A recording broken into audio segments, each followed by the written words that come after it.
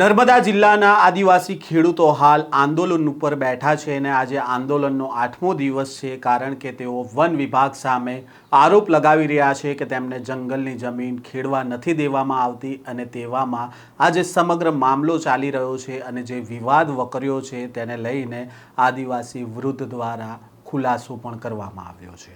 શું છે આ સમગ્ર મામલો, વાત કરીશું આ વિડીયોમાં। વૈષ્ણવજન તો તેને કહીએ જે પીડ પરાઈ જાનાને રે।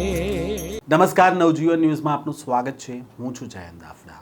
આદિવાસી વિસ્તારમાં છેલ્લા કેટલાય સમયથી વન વિભાગ અને આદિવાસી લોકો વચ્ચે ઘર્ષણ થઈ રહ્યું છે અને ક્યાંક ને ક્યાંક જમીન ખેડવા બાબતે વિવાદ પણ ચાલી રહ્યો છે અને આ વિવાદ નર્મદા જિલ્લાના સાગબારા ખેડૂતોને લઈને અત્યારે વધુ વકર્યો છે, કારણ કે ખેડૂતો છે તે 8 દિવસથી આંદોલનો પર ઉતર્યા છે અને તેમના સમર્થનમાં ભાજપના સાંસદ મનસુખ વસાવા, ધારાસભ્ય ડૉક્ટર દર્શનાબેન દેશમુખ સહિતના ભાજપના નેતાઓ પણ મેદાને આવી ચૂક્યા છે, છતાં પણ હજી સુધી આ મામલે કોઈ નિરાકરણ નથી આવ્યું અને આ આંદોલન છે તે દિવસે ને દિવસે ઉગ્ર બની રહ્યું છે। તેવામાં આમ આદમી પાર્ટીના નેતા નિરંજન વસાવા પણ આજે તે જગ્યા ઉપર પહોંચ્યા હતા અને તેમણે આ આંદોલનને લઈને શું કહ્યું છે તે સાંભળીએ, સાથે જ આદિવાસી લોકોનું શું કહેવું છે તે પણ સાંભળીએ। ખેડૂતોની વ્યથા એ જ છે કે ઉમરપાડા તાલુકાના જે લોકો છે એ લોકો આ જેવી જમીન છે એની સામેની જે જમીન છે ત્યાં એ લોકો ખેતી કરી રહ્યા છે। ફોરેસ્ટ વિભાગ એમને કોઈ પણ જાતનો રોકટોક નથી અને કંઈ નથી।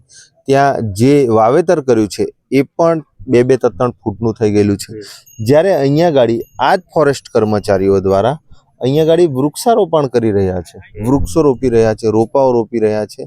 તો આજે તમે આ દેશમાં અને ખરેખર આ સરકારની આ બેવડી નીતિ અહીંયા ગાડી સ્પષ્ટ દેખાય છે કે જે ઉકાઈ ડેમ બન્યો અને એમાંથી જે લોકો વિસ્થાપિતો થયા એ લોકો જ આ 12 ગામના લોકો છે અને ઉમરપાડા તાલુકામાં જે રહે છે એ લોકો પણ વિસ્થાપિતો છે અને એ લોકો આપણા તાલુકાના લોકો હતા। પણ જ્યારે આ જમીનો ખેડવાનો 2002થી એમણે શરૂઆત કરી ત્યારે આ મારી બાજુમાં તમે આ બળદગાડા અને આ જૂથરોને એ બધું તમે જોઈ શકો છો। આ લોકો પાસે જે આ બળદગાડાઓ હતા ત્યારથી જ એ લોકોને ખેતી ખેડવાનો એમનો સાથ સહકાર આ બધા લોકોએ આપ્યો છે। ટ્રેક્ટર બી નથી, એમની પાસે ટ્રેક્ટરો પણ નહોતા। એ લોકો જ્યારે પણ જે ખેડૂતો જે તે સમયે કેપેબલ હતા 2002 સમયે, ત્યારે આ ઉમરપાડા તાલુકાના લોકોને આ જૂથર અને આ બળદો દ્વારા એ લોકો ખેતી કરાવતા હતા, જમીનો સાફ સફાઈ કરાવતા હતા અને હળી મળીને એ લોકો ખેતી કરતા હતા। પણ ફોરેસ્ટ કર્મચારીઓ દ્વારા અને સ્થાનિક જે નેતાઓ છે એ નેતાઓ દ્વારા આ લોકોને ક્યાંક ને ક્યાંક કે ભાઈ તમે નર્મદા જિલ્લાના લોકો છો, તમે સાગબારાના લોકો છો એમ કરી અને એ લોકોને અત્યારે હમણાં આ અટકાવી રહ્યા છે અને ખેતી ખેડવા નથી દેતા। તો અમારી અને આ તમામ ગ્રામજનોની અને જે લોકો અહીંયા આગળ સમર્થન આપવા આવે છે, આજે અમે કોઈ રાજકીય પક્ષ દ્વારા આજે અહીંયા નથી આવ્યા, એક સમાજની દ્રષ્ટિએ એક સમાજના આગેવાન તરીકે અમે આમના સમર્થનમાં આવ્યા છે કે જેઓ છેલ્લા 5 દિવસથી આ ધરણા પર બેઠા છે અને 1-1.5 મહિનાથી એ લોકો આ લડત ચલાવી રહ્યા છે। આજે સરકારશ્રીને, સરકારમાં બેઠેલા સાંસદો હોય, ધારાસભ્ય, તમામ નેતાઓને કહેવા માંગીએ છીએ કે ભાઈ તમારી અત્યારે સરકાર છે, તમે જ આ ફોરેસ્ટ કર્મચારીઓને, તમે જ આ પોલીસ કર્મચારીઓને તમે ઓર્ડર કરતા હશો તો જ આ ખેડૂતોને એ લોકો આ અટકાવવાનો પ્રયત્ન કરે છે। કેમ અમારી જે બાજુમાં જે આ ખેડૂતો ખેતી કરે છે અને એક જ બોર્ડર આવેલી છે એ લોકોને તમે અટકાવતા નથી?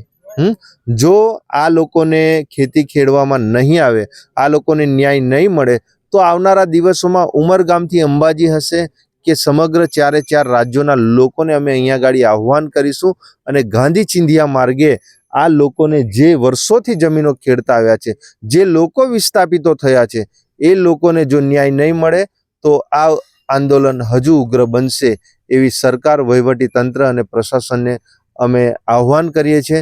આ લોકોના દાવાઓ 608 અને ટોટલ 1200 જેટલા દાવાઓ પેન્ડિંગ છે, કેમ હજુ સુધી એનું નિરાકરણ નથી આવ્યું? આ લોકો વિસ્થાપિતો છે, એ લોકો વર્ષોથી ખેતી કરતા આવે છે અને એ લોકોના દાવાઓ આજે 5-5, 6-6 વર્ષથી ત્યાં ગાડી જે બાવીસ વર્ષથી અમુક દાવાઓ પેન્ડિંગ છે, હજુ નિરાકરણ એનું કરવામાં નથી આવતું.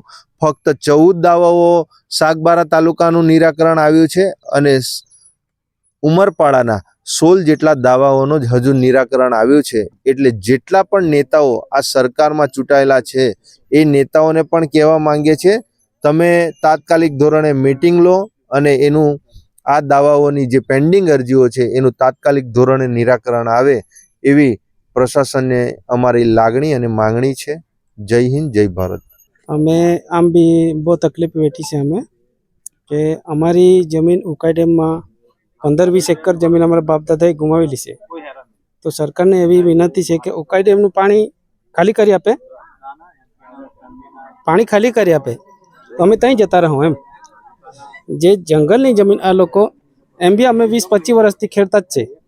અહીં જીવવા માટે અમે એ જગ્યા પકડી, જમીન પકડી અમે, તો બી અમારા પાસે 2-3 એકર જમીન છે, કંઈ વધારે એ લોકો પાસે જમીન નહીં એમ. તો સરકારને એવું કહે કે ઉકાઈ ડેમનું પાણી ખાલી કરી આપે, અમે બધા ત્યાં નીકળી જાઉં, એટલી સરકારને વિનંતી છે. જ્યારે ઉકાઈ ડેમમાં તમારી જમીન, તમારા બાપ દાદા વડવાઓની જમીન દુબાણમાં ગઈ, એની સામે તમને સરકારે જમીન નહીં આપી? ના, નહીં આપી ને. બાપ દાદા અભણ હતા તે વખતે તો ખાવાનું ફાફા હતા ને, એટલે બાપ દાદા તો એ કઈ સગાવાલા ત્યાં તો નીકળી ગયા, ત્યાં કઈ જમીન આપવા જઈ. મોટા ભાઈને જમીન મળી, નાના ભાઈને જમીન ન મળી. બાપ દાદા એ તો એક ભાઈના એક બાપના 4 દીકરા હોય તો એકના નામે જમીન મળી, તો 4 એકર જમીન મળી. એમાં તો 4 ભાઈને કેટલું આવે? એકર જ આવવાનું. એના પાછા છોકરા થઈ ગયા, એના 2 છોકરા થઈ ગયા, તો એ જમીનમાં શું લેવાનું? 1 ગુંઠું બી જમીન નહીં આવતું, તો જીવે કેવી રીતે? તો સરકારને એવી વિનંતી કે ઉકાઈ ડેમનું પાણી ખાલી કરી આપે, અમે ત્યાં નીકળી જાઉં જીવવા માટે. સાહેબ, આ જમીનનો જે પડકાર આવ્યો છે સાહેબ, જ્યારે અમે 2002માંથી જમીન ખેડી તે વખતે જ આ નવી અસટવાળા અમારી સાથે સારો સંબંધ હતો. ત્યારે એ લોકોને અમે એમ કીધું કે આ જમીન અમે ખેડીએ અને આ જમીન તમે ખેડો. એવી રીતે બધા હાથે રહીને બધા 2 બાજુથી આગેવાનો ભેગા થઈને અને આ જમીન સાફ કરી. અને અમે તો ખેડી બી આપેલું, એને મદદ કરેલી.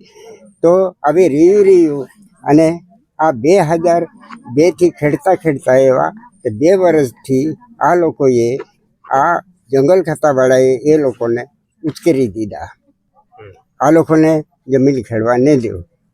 એવા નાના મોટા બાના બી અમારી ઉપર કર્યા કે આવા છે તેવા છે, શાકબારાનો એ તે કરીને પછી આ જંગલ ખાતું હવે એનું શું કાવતરું છે, કેમ કે અહીંના આગેવાનોના હાથમાં લઈ અને અમને આ જમીન ખેડવા નહીં દેવાનું, એ લોકોને એક ઈરાદાપૂર્વક અમને જમીન નહીં આપવાનું એવું કંઈ નક્કી કરેલું. તે અમને તો 2 વર્ષથી ખેડવા નહીં દીધું. 2002થી તમે ખેડ્યું, આ લોકોને ખેડ્યું બધા જ. આજે આ લોકોનો જે જમીન પર જે પાક ઉગાડ્યો છે તેનું કંઈ નુકસાન નથી અને અમને ખેડવા નહીં દે. એટલે ખરેખર હાજી સરકારને શું કહેવા માંગો છો? એટલે સરકારને અમારે એમ કહેવું છે કે આ લોકો ખેડે અને અમને નહીં ખેડવા દે. તો આ અમારા બાજુ આ લોકો ખેડે છે એ તો ઉકાઈમાંથી જ ઉઠેલા ખેડૂતો છે, કેમ કે એમની પાસે હવે એમની ખાતાની જમીન ના હોય એટલે અહીં એ લોકોને જમીન નહીં મળે. તો આજુબાજુના ગામડામાં રહેતા હોલગામ પાડી, જોદનવાડી, નાલી, ખોપી, એટલે આ લોકોએ આ જમીન કરવા માટેનો એ કરેલું. તે આ લોકોને જંગલ ખાતાવાળાએ એ જમીન પડાવી લેવા માટે આવું કર્યું છે. હવે ધરણા પર બેઠા છો આજે? હાજી. કેટલા દિવસથી બેઠા છો? હવે 4 દિવસ થયા છે. 8 7 5 દિવસ. હાજી. તો આ તમને ખેતી નહીં કરવા દેતા તો શું થાય છે? તમારી પાસે બીજી કોઈ જમીન છે અનાજ ઉપજાવવા માટે કે ખાવા આજીવિકા માટે? હવે આ 2 વર્ષ પછી આ લોકો ગુજરાતમાં મજૂરીએ જાય અને આ લોકો પાસે તો ઉકાઈમાંથી જમીન નામે ના હોય, ખાતેદાર ના હોય, તો આ લોકોને જમીન નહીં મળી. એટલે જે તે ગામમાં પહેરી ગયેલા છે એ લોકો આજે બી આ જ લોકો ઉકાઈમાંથી આવેલા છે. એટલે હવે કોઈ ઉપાય નહીં. મજૂરી બી હવે મળે તો કેટલા લોકો મજૂરી આપે. આપે સાંભળ્યા નિરંજન વસાવાને અને આદિવાસી લોકોને. તેમણે કહી રહ્યા છે કે 2002થી તેઓ અહીંયા ખેતી કરતા હતા. જ્યારે જંગલની જમીન હતી ત્યારે તેમણે આ જંગલની જમીનને તેમણે સમતલ કરી હતી અને જે શાકબારાના જે ખેડૂતો છે તેઓએ ઉમરપાડાના ખેડૂતોની જે તે સમયે મદદ પણ કરી હતી. પરંતુ અત્યારે વન વિભાગ દ્વારા બંને જે ઉમરપાડા અને શાકબારાના ખેડૂતો છે તેમના વચ્ચે તેઓ ઝઘડા કરાવી રહ્યા છે તેવો આરોપ લગાવ્યો છે. સાથે તેમણે કહ્યું કે તેઓ ઉકાઈ ડેમના વિસ્થાપિત લોકો છે. જો સરકારને અમને આ જમીન ખેડવા માટે ન આપવી હોય તો ફરી અમને ઉકાઈ ડેમમાં જે જગ્યા અમારી હતી ત્યાં આપી દે અને ત્યાંથી પાણીનો નિકાલ કરી દે. હાલ જે શાકબારાના ખેડૂતો છે તેને લઈને અત્યારે મામલો ગરમાયો છે. વન વિભાગ દ્વારા પણ સ્પષ્ટતા કરવામાં આવી હતી કે કયા કારણોસર તેમને જંગલની જમીન છે તે નથી ખેડવા દેવામાં આવતી. તો બીજી બાજુ અત્યારે શાકબારા અને ઉમરપાડાના જે ખેડૂતો છે તેમને લઈને અત્યારે આક્ષેપ પ્રતિ આક્ષેપો પણ થઈ રહ્યા છે. આ પ્રકારના સમાચાર સાથે ફરી મળીશું. નવજીવન ન્યૂઝ સાથે જોડાયેલા રહેજો.